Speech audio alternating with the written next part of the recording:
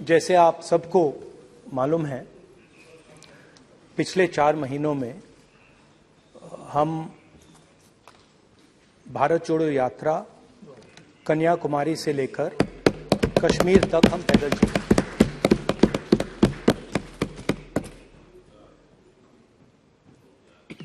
तीन 3,600 किलोमीटर तकरीबन। और इस यात्रा पे बहुत कुछ सीखने को मिला। बस बस बस बस कोई बात। इस यात्रा में बहुत कुछ सीखने को मिला और जो जनता की आवाज, हिंदुस्तान की आवाज है, उसको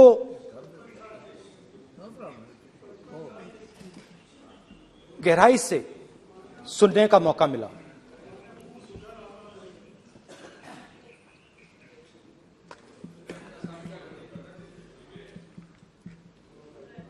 शुरुआत में, यात्रा की शुरुआत में मैंने सोचा था कि 3,500 किलोमीटर चलने हैं और मुश्किल है मगर किया जा सकता है।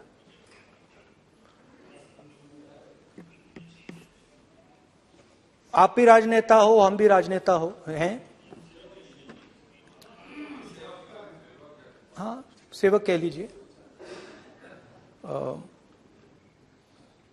और नॉर्मली आजकल की राजनीति में जो हमारी पुराना ट्रेडिशन था पैदल चलने का, वो आजकल हम सब लोग, हम भी आप भी, उस ट्रेडिशन को शायद भूल गए या उसका हम पालन नहीं करते। मैं भी उसमें शामिल था, आप भी उसमें शामिल हैं। हम सब, कोई गाड़ी में जाता है, कोई हवाई जहाज में जाता है, कोई हेलीकॉप्टर में जाता है, मगर पैदल कम चलते हैं। ठीक है, ठीक है। और जब पैदल चला जाता है, हाँ पैदल जाएंगे, सब जगह पैदल जाएंगे, घबराइए मत। तो जब पैदल चला जाता है, मैं 1 किलोमीटर की बात नहीं कर रहा हूं, 10 की नहीं कर रहा हूं, 25 की नहीं कर रहा हूं, मैं 200-300-400 किलोमीटर की बात कर रहा हूं। जब 200-300-400 किलोमीटर चला जाता है तो शरीर पे दबाव पड़ता है, दर्द होता है, मुश्किल आती है। शुरुआत में चलते वक्त लोगों की आवाज सुन रहे थे हम, मगर हमारे दिल में यह भी था कि हम भी अपनी बात रखें। कोई हमारे पास आता था, कहता था कि मैं बेरोजगार हूं, और हमें लगता था कि नहीं, हमें कहना चाहिए कि तुम बेरोजगार क्यों हो, कारण क्या है। उसमें हम विपक्ष का रोल भी प्ले कर लेते थे, आपकी भी बुराई कर देते थे। नहीं, वो तो है, वो भी करेंगे, हम भी करेंगे। मगर थोड़ी देर चलने के बाद एक बदलाव आया, और जो हमारी आवाज थी, जो ये डिजायर था बोलने का कि भैया बेरोजगारी इसलिए है, महंगाई इसलिए है, वो बिल्कुल बंद हो गई। क्योंकि हमने इतने लोगों से बात की, मतलब हजारों लोगों से बात की, बच्चों से, बुजुर्गों से, महिलाओं से, माताओं से, बहनों से, कि थोड़ी देर बाद ये बिल्कुल आवाज बंद हो गई। और फिर हम गहराई से, और मैं खुल के कह सकता हूं मैंने तो अपनी जिंदगी में इस प्रकार से कभी पहले सुना ही नहीं था, क्योंकि हम सब में थोड़ा सा अहंकार होता है कि हम ही बता दें, अपनी बात रखते।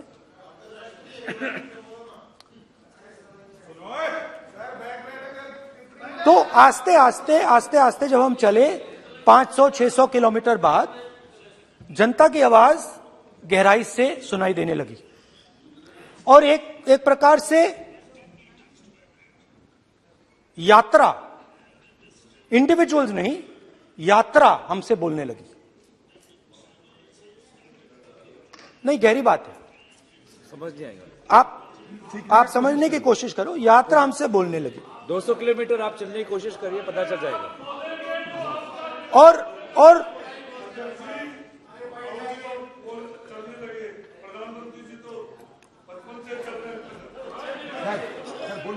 वो चाय बेचने इसलिए जाते थे। तो यात्रा बोलने लगी। कोई आता था, कहता था, युवक आता था, कहता था मैं बेरोजगार हूं। हम सवाल पूछते थे, क्या पढ़ा आपने? इंजीनियरिंग की, अब क्या करते हो? कोई कहता था मैं बेरोजगार हूं, कोई कहता था मैं उबर चलाता हूं, कोई कहता था मैं मजदूरी करता हूं। किसान आए हजारों। प्रधानमंत्री बीमा योजना की बात की कि हम पैसा भरते हैं, तूफान आता है, आंधी आती है, पैसा गायब हो जाता है।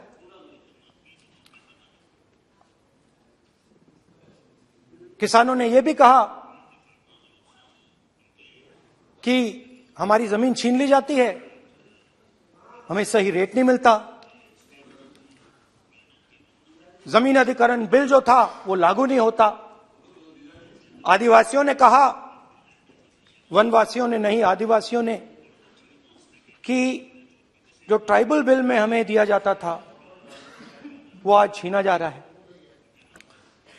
तो बहुत सारी चीजें हमको सुनने को मिली, मगर मेन थ्रस्ट अगर मैं कहूं,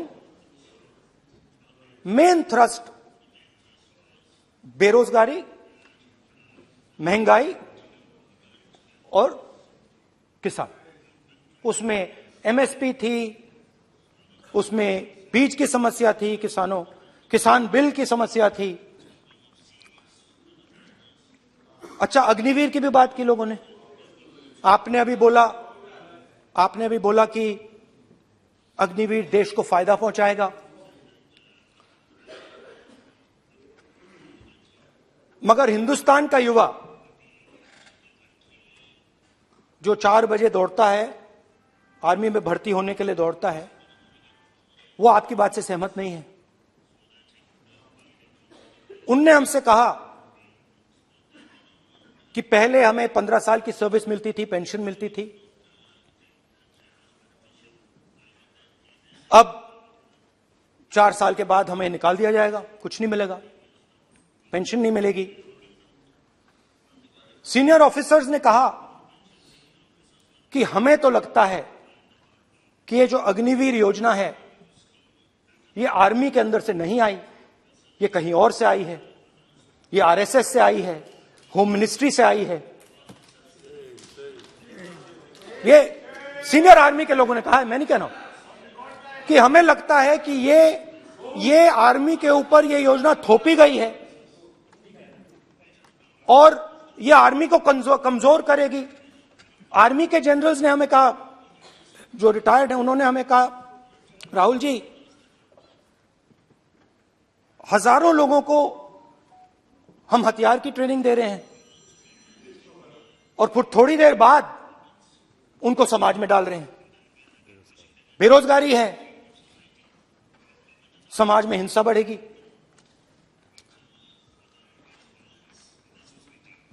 तो उनके मन में था कि ये जो अग्निवीर योजना जो है, ये आर्मी के अंदर से नहीं आई है। और मुझे नाम भी बताया कि अजीत डोभाल जी ने ये योजना आर्मी पे थोपी है। क्यों नहीं ले सकते? क्यों नहीं ले सकते? बिल्कुल ले सकते हैं, पार्लियामेंट में थोड़ी है वो। क्यों नहीं ले क्यों नहीं ले सकते? क्या बात कर रहे हैं? सवाल ये तर्क है, बाद में फिर अडानी के लिए भी यही बोलने वाले हैं, फिर ये तर्क है इनका।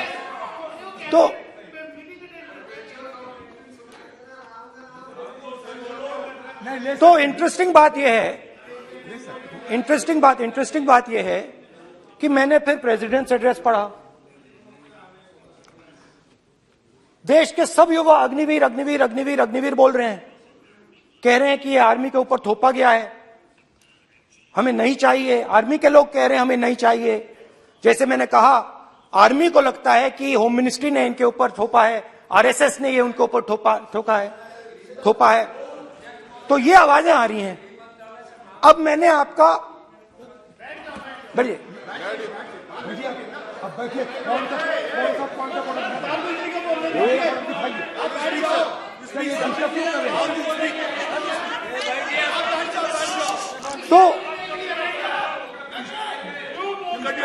तो एक फर्क, ये थोड़ा पानी ले आओगे? मैंने पानी, तो मुझे एक फर्क दिखा प्रेसिडेंट्स एड्रेस में बहुत सारी चीजें बोली गई। अग्निवीर के लिए एक लाइन थी, एक शब्द, एक बार अग्निवीर शब्द का प्रयोग किया गया, और वो भी अग्निवीर योजना हमने दी, उससे ज्यादा कुछ नहीं बोला। कहां से आई, कौन लाया, किसको फायदा होगा, ये नहीं बोला।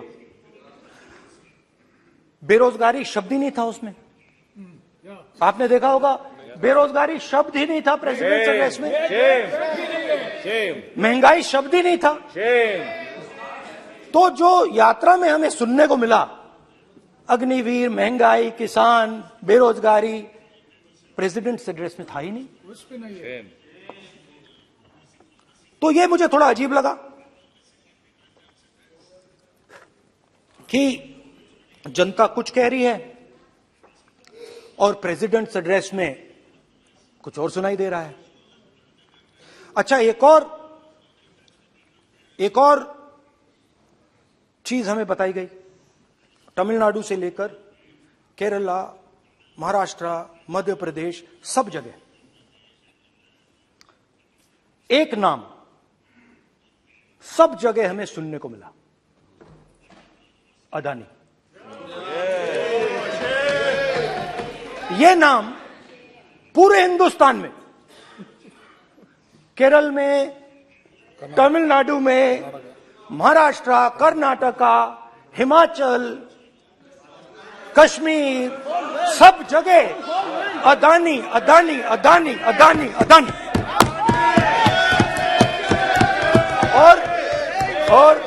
और ये नाम नहीं, और इस नाम के बारे में जब लोग बोलते थे मुझसे, तो 2-3 सवाल पूछते थे।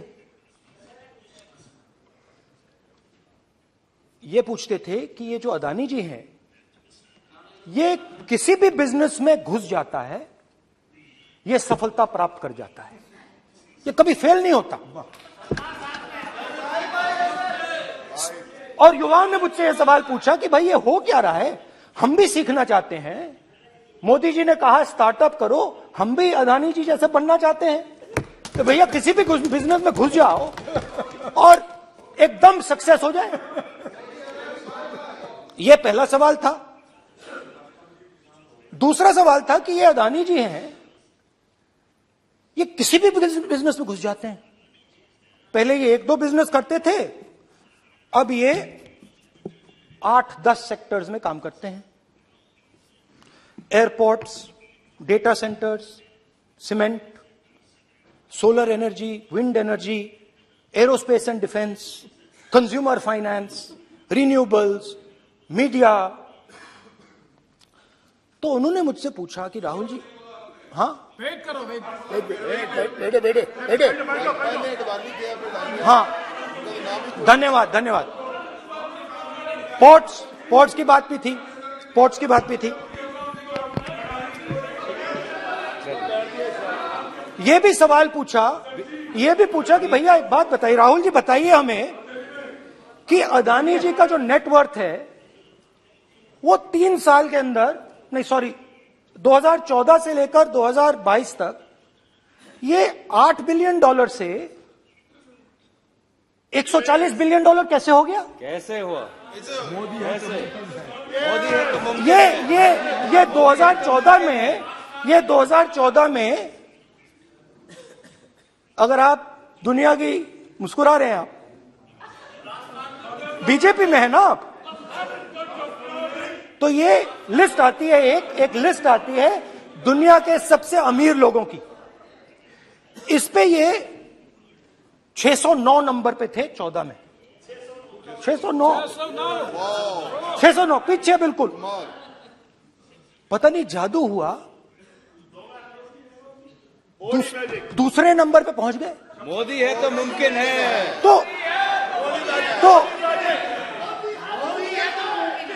तो मुझसे पूछा यार, बहुत सारे लोगों ने पूछा कि भैया राहुल जी बताइए, हिमाचल में सेब की बात होती है, अदानी जी। कश्मीर में सेब की बात होती है, अदानी जी। पोर्ट्स की बात होती है, अदानी जी। एयरपोर्ट्स की बात होती है, अदानी जी। इंफ्रास्ट्रक्चर, अच्छा हम सड़क पे चल रहे हैं, मैं पूछूं किसने बनाई? अदानी जी। तो लोगों ने यह भी पूछा कि राहुल जी, ये जो अदानी जी जो हैं, इनकी सफलता कैसे हुई? ये इतने बिजनेसेस में कैसे घुस गए? इतनी सफलता कैसे प्राप्त हुई? और सबसे जरूरी सवाल, इनका हिंदुस्तान के प्रधानमंत्री के साथ क्या रिश्ता है और कैसा रिश्ता है? देश जानना चाहता है, तो देश जानना चाहता है। ये देखिए रिश्ता, ये देख लीजिए। प्लीज पोस्टर मान्य सदस्य, पब्लिक में सर, मान्य सदस्य पोस्टर लीजिए। नहीं, प्लीज पोस्टर नहीं। पोस्टर नहीं है सर। देखिए आप पोस्ट बैठिए, एक मिनट बैठिए। आप पोस्टरबाजी करेंगे तो इधर नहीं, सर। कहेंगे राजस्थान के मुख्यमंत्री का पोस्टर चिपकाएंगे। पोस्टरबाजी के लिए सदन नहीं है। आप बात सर। करें, पोस्टरबाजी नहीं। Speaker sir. आप वरिष्ठ सदस्य हैं, स्पीकर सर। तो पोस्टरबाजी उचित नहीं है। स्पीकर सर, पोस्टरबाजी उचित स्पीकर नहीं है, सर। प्लीज। राजस्थान के मुख्यमंत्री, ये सच्चाई है। This picture was came into the media. चलिए, पोस्टर नहीं, प्लीज। वो लिख के दे दो मुझे। हाँ, आ गया। Just right it neatly. तो नहीं स्पीकर सर, वो फोटो है सर, वो पोस्टर नहीं है। आप वरिष्ठ सदस्य हैं। प्राइम मिनिस्टर की पोस्टर और फोटो है फोटो सर, उसमें नियम में बहुत नहीं है। उनका अच्छा सदन चेहरा ने दिख नियम रहा बनाया है। है। उनके वहां पे, उनके पीछे अदानी का लोगो है। अदानी जी के हवाई जहाज में घुस रहे हैं। तो मैंने सोचा कि आज के प्रेसिडेंट्स एड्रेस में मैं थोड़ा जो नरेंद्र मोदी जी का और अदानी जी का रिश्ता है उसके बारे में आपको थोड़ा बता देता हूं। प्लीज बताइए। तो वो आप बता देना।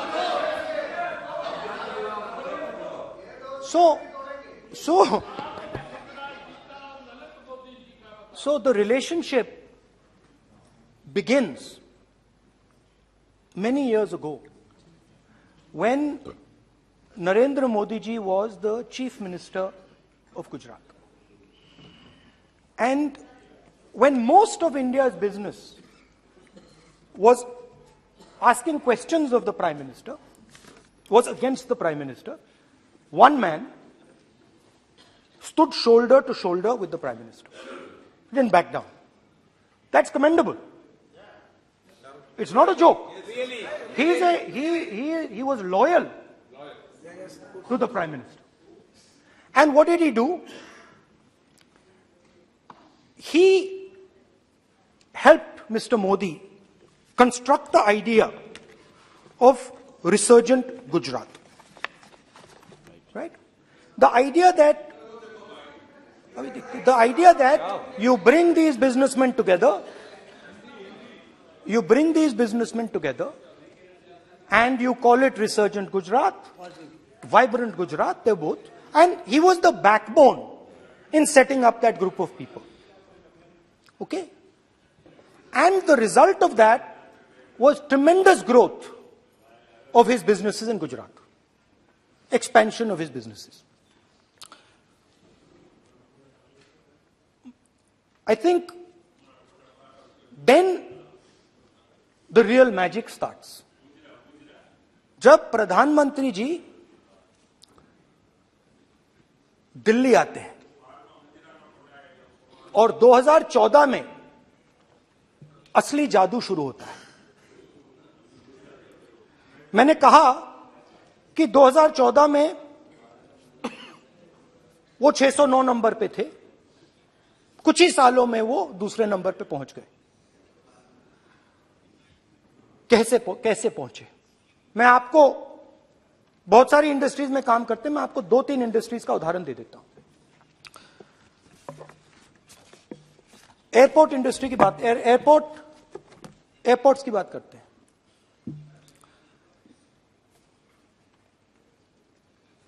कुछ साल पहले सरकार ने हिंदुस्तान के एयरपोर्ट्स को डेवलप करने के लिए दिया। नियम था, there was a rule that anybody who does not have prior experience in airports cannot be involved in development of these airports.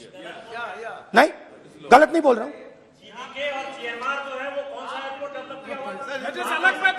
आप बैठ जाइए।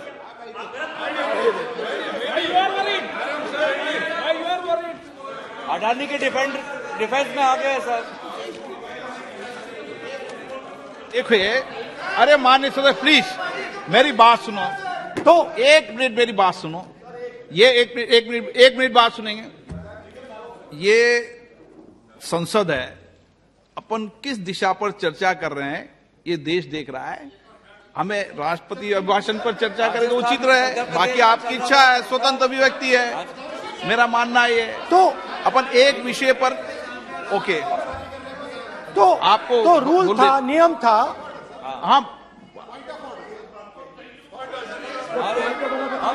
पॉइंट ऑफ ऑर्डर किस पे है ये? सर कैसे एयरपोर्ट का प्राइवेटाइजेशन तो उनके समय हुआ, ऐसी कोई पार्टी थी जिसका अनुभव था? ये कौन सी बात कर रहे हैं? बोलिए। ओके प्लीज ओके, बोलने दे आपको नेता को, तो बोलने दे आपको नेता को। रूल था, प्लीज बोलने दे। रूल था कि अगर कोई एयरपोर्ट बिजनेस में नहीं था तो वो इन एयरपोर्ट्स को ले नहीं सकता था। इस रूल को हिंदुस्तान की सरकार ने बदला। किसी ने भी बनाया हो रूल था, किसी ने भी बनाया हो रूल था। रूल बनाया किसने बात नहीं है, रूल बदला किसने बात है। रूल बदला गया,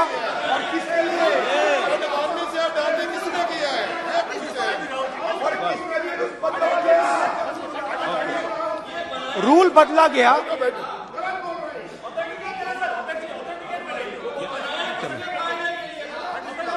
चलता रहेगा क्या सर? रूल को बदला गया। सर बोलने दीजिए। करना चाहिए सर, ऑथेंटिकेट करना चाहिए। चलिए आप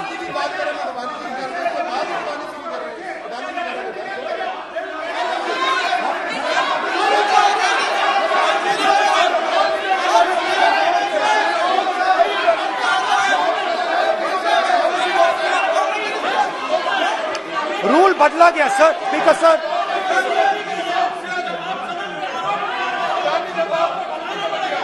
बैठे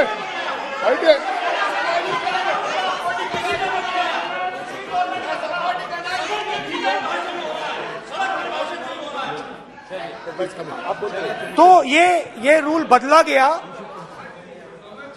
उस समय मीडिया में इसके बारे में चर्चा हुई थी। रूल बदला गया और अदानी जी को 6 एयरपोर्ट्स दिए गए। उसके बाद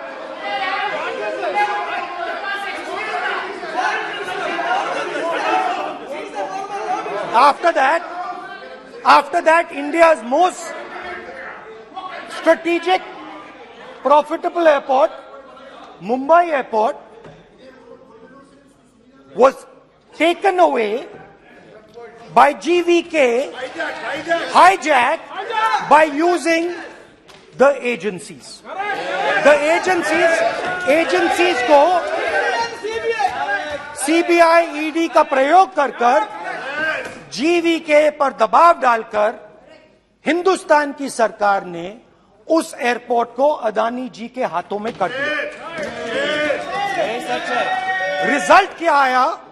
रिजल्ट आया कि एयरपोर्ट्स में आज अदानी जी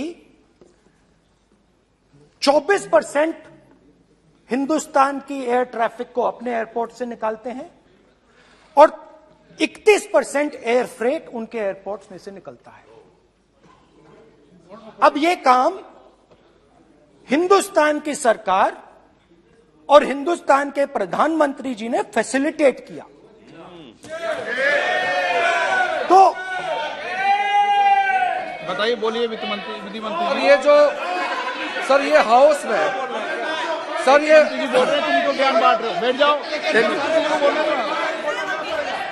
सर ये यहाँ बहुत गंभीर मिनिस्टर हैं ये देश ये राष्ट्रपति का उद्बोधन को लेकर एक गंभीर चर्चा हो रही है। जो भी मेंबर कुछ भी बात करे विद फुल रिस्पॉन्सिबिलिटी ऑथेंटिकेट करें। और ये वाइल्ड एलिगेशन अपना एक सोच के आया है, बिना तर्क के ऐसे वाइल्ड एलिगेशन लगा रहे, ये कोई मतलब नहीं है सर, ये ऐसे नहीं बोल सकते। और वो सर तर्क रखना पड़ेगा।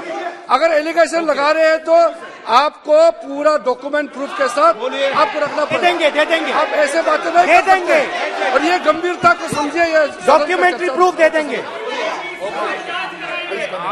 अब आपने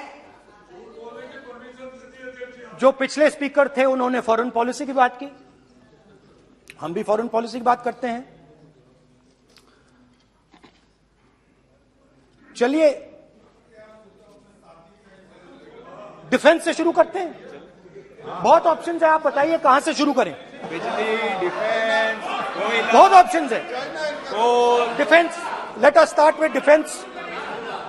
अब डिफेंस में अदानी जी का कोई एक्सपीरियंस नहीं था, जीरो एक्सपीरियंस। कल मैंने प्रधानमंत्री को एचएएल में देखा। प्रधानमंत्री जी ने कहा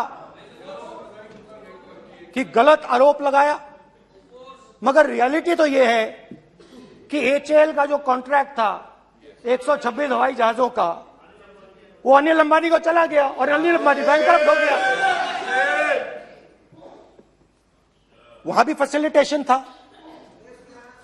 अब देखिए, और ये जो फ्यूचर एंटरप्रेन्योर्स हैं, जो बिजनेस स्कूल हैं, हार्वर्ड यूनिवर्सिटी जैसे स्कूल हैं, इनको इसका केस स्टडी, इसकी केस स्टडी बनानी चाहिए, शायद बने। How to use government power to build individual businesses, case study.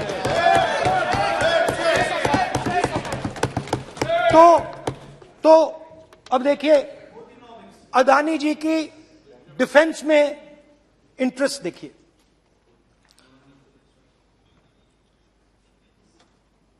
Elbit company के साथ हिंदुस्तान में अदानी जी ड्रोन्स बनाते हैं। ड्रोन्स को हिंदुस्तान की एयरफोर्स, आर्मी, नेवी के लिए रीफिट करते हैं। अदानी जी ने यह काम कभी नहीं किया है पहले। एचएएल यह काम करती है। हिंदुस्तान में और भी कंपनीज हैं जो ये काम करती हैं, मगर प्रधानमंत्री जी इजराइल जाते हैं और उसके एकदम बाद अदानी जी को ये कॉन्ट्रैक्ट मिल जाता है, मगर एक नहीं मिलता। ये मत सोचिए कि ये सिर्फ एक कंपनी की बात हो रही है, ये इंडस्ट्रीज की बात होती है यहां पे। जैसे मैंने आपको दिखाया, एयरपोर्ट का पूरा सिस्टम उठा के ले गए, 30% मार्केट शेयर एयरपोर्ट में ले गए, वैसे ही डिफेंस में करा। तो डिफेंस की इनके पास कंपनीज हैं। यह काम इन्होंने कभी नहीं किया। स्मॉल आर्म्स, जिसमें टावर है जो हमारी स्पेशल फोर्सेस यूज करती है, आर्मी यूज करती है, जिसमें गलील स्नाइपर राइफल है, यह सब अदानी जी बनाते हैं।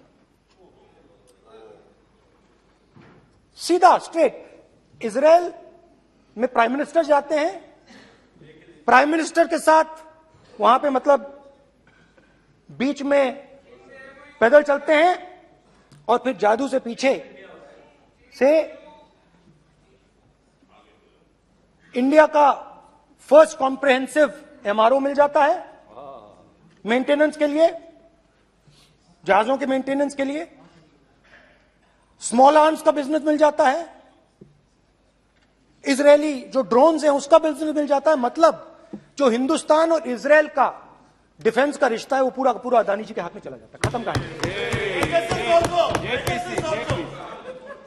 हाँ, उसमें पेगासस भी है, तो पता नहीं वहां से क्या मतलब पेगासस कैसे आया, क्या हुआ, किसने दिया। अच्छा, एक और बड़ी इंटरेस्टिंग चीज है, एक कंपनी है अल्फा डिफेंस, जो डिफेंस इलेक्ट्रॉनिक्स का काम करती है, एवियोनिक्स का काम करती है, और बहुत स्ट्रेटेजिक कंपनी है। वो भी अदानी जी के हवाले कर दी गई, अदानी जी ने एक्वायर कर लिया। तो आपने देखा कि एयरपोर्ट्स का बिजनेस 30% मार्केट शेयर, हिंदुस्तान और इजराइल का जो वेपन्स का बिजनेस है 90% उठा के ले गए। एक विजिट फॉरेन पॉलिसी, ये है फॉरेन पॉलिसी। चलिए, अब मैंने आपको इजराइल की बात बताई, ऑस्ट्रेलिया चलते हैं। कोयला ऑस्ट्रेलिया चलिए। ऑस्ट्रेलिया में अदानी जी जाके, नहीं क्यों, आप तो डिबेट करना चाहते थे, आप भी तो डिबेट करना चाहते थे। आपने बोला था कोई भी विषय पे डिबेट हो तो हो गया डिबेट। अब क्यों डर रहे हो डिबेट से? अब क्यों डर रहे हो डिबेट से? क्यों डर रहे हो? जब हमने जेपीसी की मांग की, आपने बोला सदन में उठाओ। अब क्यों डर रहे हो? अब क्यों डर रहे हो? अब क्यों डर रहे हो? आप चर्चा से क्यों डर रहे हो? चर्चा से डर रहे हो आप?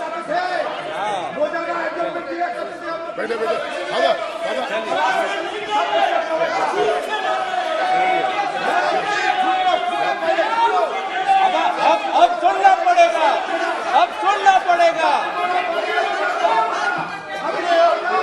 अब सुनना पड़ेगा। ऑस्ट्रेलिया जाते हैं, प्रधानमंत्री ऑस्ट्रेलिया जाते हैं।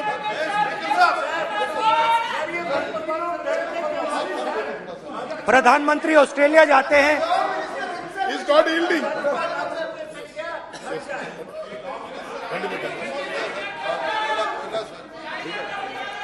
ऑस्ट्रेलिया जाते हैं। कैब नंबर बताएं। 369। सर ये क्या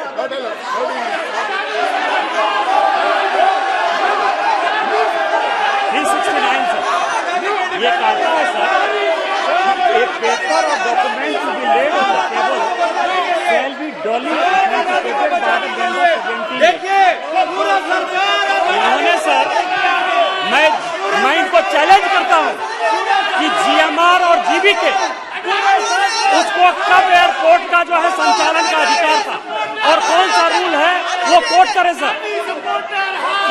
किस रोल के आधार पर ये, इनको मैं चैलेंज करता हूं, पूरी कांग्रेस पार्टी को चैलेंज करता हूं कि जीएमआर और जीबीके को कौन सा एयरपोर्ट चलाने का लाइसेंस जब दिया तो उनको उसका नॉलेज था। मैं चैलेंज करता हूं पूरी कांग्रेस पार्टी को। जब इन्होंने बिरला को बनाने का दिया, डालमिया को बनाने का दिया, टाटा को बनाने का दिया लाइसेंस, उस वक्त उनको कौन सा मोटर चलाने का अधिकार था सर? ये गलत बयानी कर रहे हैं। मेरा ये कहना है कि आप एलिगेशन प्रधानमंत्री के ऊपर लगा रहे हैं, आप पेपर दीजिए और कौन सा रूल भारत सरकार ने चेंज किया एयरपोर्ट में अडानी के लिए, वो ऑथेंटिकेट कीजिए, नहीं तो इस तरह की बात नहीं कर सकते हैं।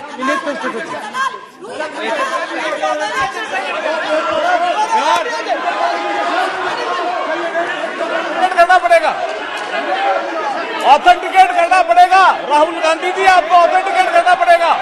आप ऐसा नहीं बोल सकते हवा में, आप हवा में बोल रहे हो और प्रधानमंत्री जी पे आरोप लगा रहे हो। आपको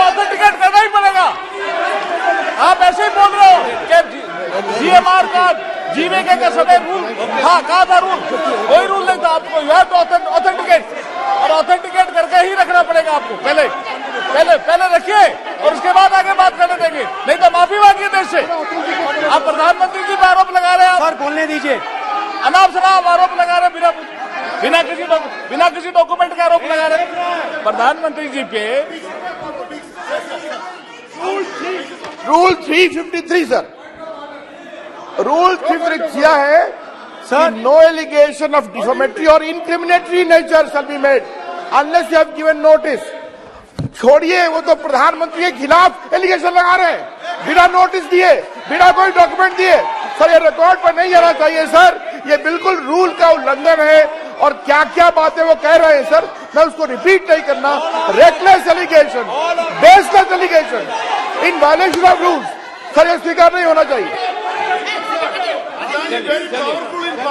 ओके सर, लेट अस एक सब बैठिए, ऑस्ट्रेलिया पीएम जाते प्लीज हैं। बैठिए, आप प्लीज बैठिए, वरिष्ठ वकील साहब बैठिए।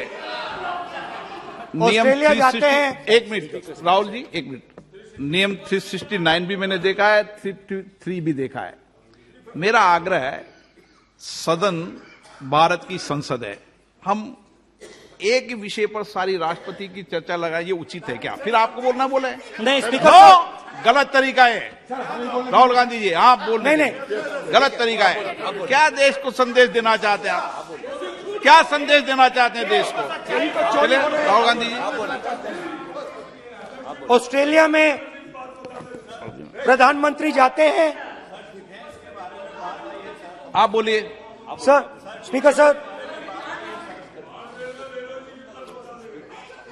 प्रधानमंत्री जी ऑस्ट्रेलिया जाते हैं और जादू से state bank of India $1 billion loan Adani ji को ऑफर कर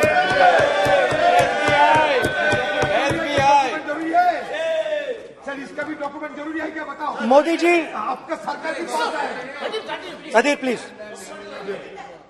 उसके बाद मैं उदाहरण दे रहा हूं, पूरी दुनिया में मोदी जी जाते हैं, घूमते हैं, तो मैं बता देता हूं क्या होता है वहां पे।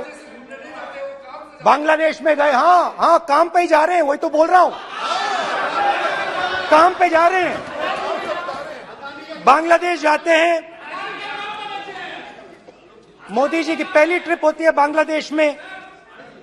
वहां पे बांग्लादेश को इलेक्ट्रिसिटी बेचने का डिसीजन लिया जाता है। कुछ ही दिन बाद बांग्लादेश पावर डेवलपमेंट बोर्ड 25 साल का कॉन्ट्रैक्ट अदानी जी के साथ साइन कर देता है।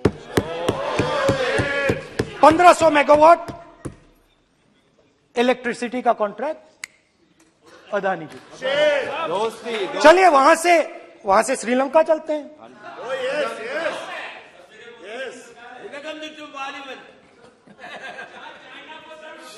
जून 2022 में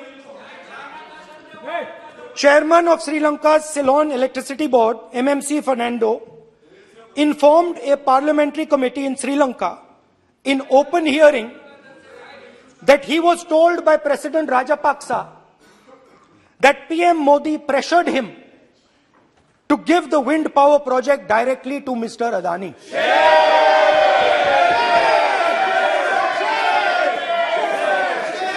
मतलब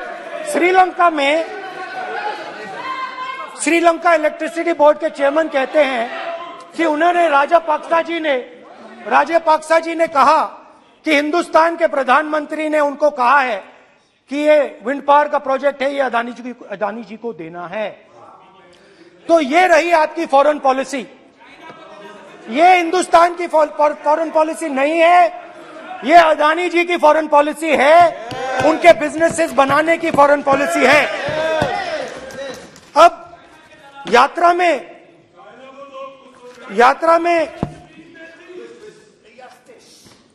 में मुझसे 2-3 और सवाल पूछे गए।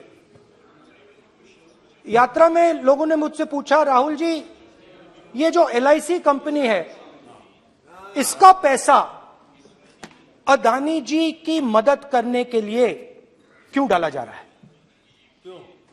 उन्होंने यह भी पूछा कि अदानी जी के जो शेयर्स हैं बड़े वोलेटाइल हैं, उसमें LIC का पैसा क्यों डाला जा रहा है। तो मेरा कहना है कि एक सेकंड, मेरा कहना है कि अदानी जी की मदद प्रधानमंत्री जी और हिंदुस्तान की सरकार कैसे करती है। हजारों करोड़ रुपए हिंदुस्तान के public sector banks Adani ji को मिलता है। 27,000 करोड़ रुपए SBI, PNB 7,000 crore, bank of Baroda 5,500 crore, ये मैं लिस्ट चलती जाएगी। LIC का एक्सपोजर 36,000 करोड़ रुपए, 3 crore SBI and other PSU bank holders. Money is going to Mr. Adani and to finance.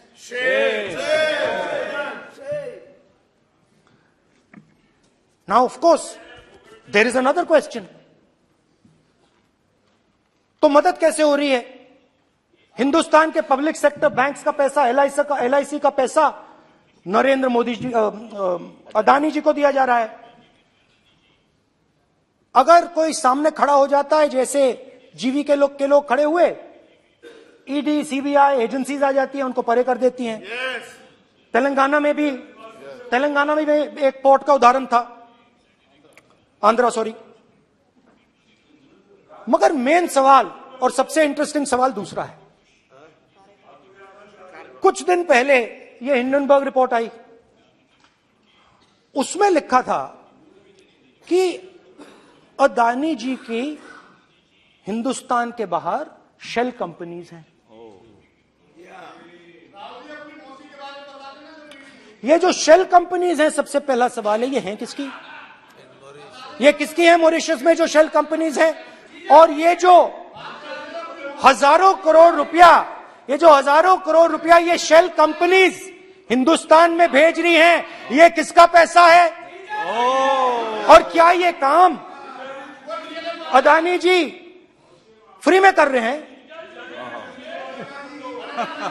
अब मैं ये सवाल क्यों पूछ रहा हूं? क्योंकि अदानी जी स्ट्रेटेजिक बिजनेसेस में काम करते हैं। अदानी जी हिंदुस्तान के पोर्ट्स को डोमिनेट करते हैं।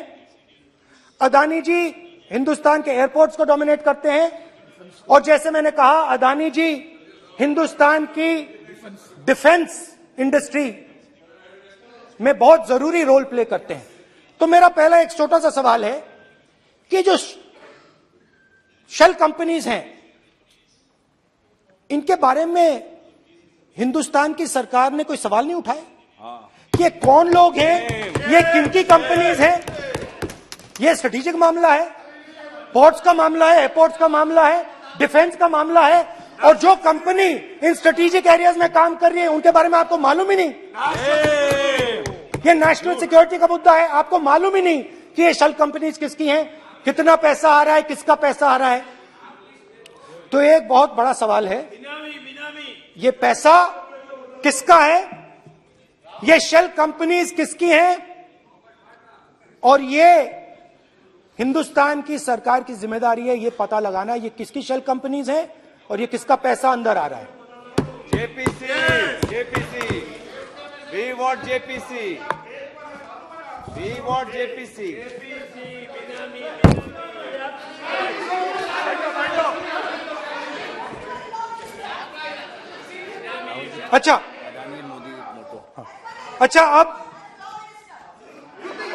अच्छा अब चलिए छोटा सा बजट के बारे में बता देता हूं। 2022 में अदानी जी अनाउंस करते हैं कि वो $50 बिलियन इन्वेस्ट करेंगे to build the world's largest green hydrogen ecosystem. और इस बजट में बीजेपी की सरकार निर्मला सीतारमण जी कहती हैं हम ग्रीन हाइड्रोजन के लिए बहुत ह्यूज इंसेंटिव्स देंगे।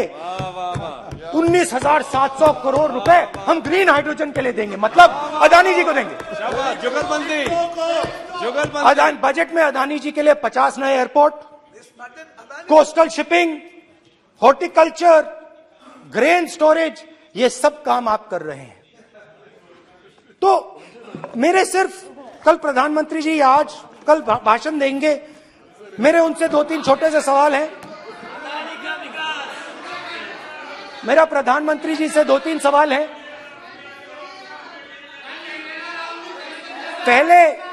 पहले अदानी जी के हवाई जहाज में मोदी जी जाते थे, अब मोदी जी के हवाई जहाज में अदानी जी जाते हैं। पहले लोकल मामला था, फिर नेशनल मामला हो गया, उसके बाद इंटरनेशनल मामला हो गया। अदानी जी के लिए बोरिस जॉनसन का बेटा काम करता है, आपको पता नहीं मालूम है या नहीं मालूम? भाई सॉरी, नहीं बेटा भी, भाई काम करता है। तो ये मामला पहले गुजरात का मामला था, फिर ये हिंदुस्तान का मामला हुआ, अब ये इंटरनेशनल मामला हो गया है। तो मेरा सवाल प्रधानमंत्री जी से, और सिंपल सवाल है, प्रधानमंत्री जी आपकी फॉरेन ट्रिप्स पे अदानी जी और आप कितनी बार एक साथ गए? Adani ji, how many times did you travel together with Adani ji? How many times did Adani ji join you later on a visit? How many times did Adani ji travel to a country immediately after you did? Good question. And in how many of these countries after you visited did Adani ji get a contract? Good question. Also an important question, जरूरी सवाल, अदानी जी ने BJP को पिछले 20 साल में कितने पैसे दिए हैं?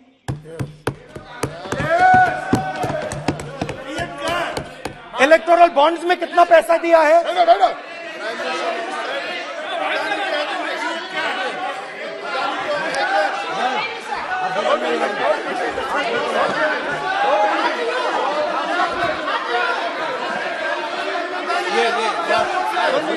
And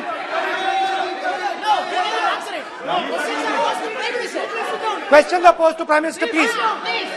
सर खत्म करने दीजिए सर। Concluding. Sir, concluding. और बहुत सुंदर तरीके से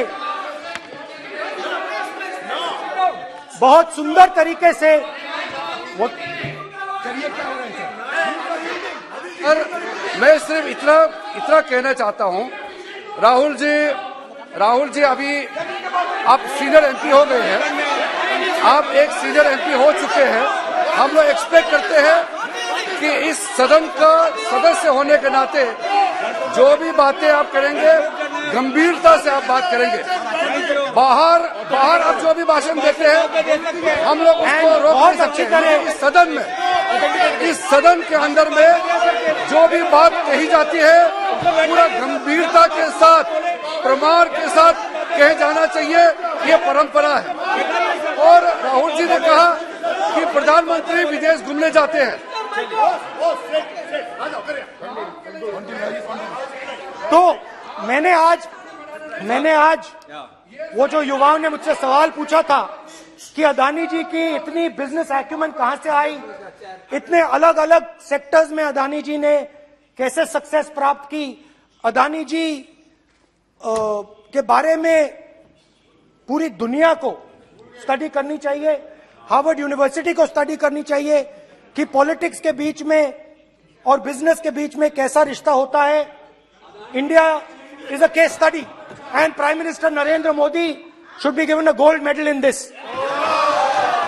नाउ बहुत अच्छी तरह बीजेपी के जो पिछले स्पीकर थे उन्होंने मेरे भाषण को इंकैप्सुलेट किया मेरे लिए बहुत अच्छी तरह। आपने जो मैं सोच रहा था आपने उससे और भी अच्छी तरीके से बोल दिया।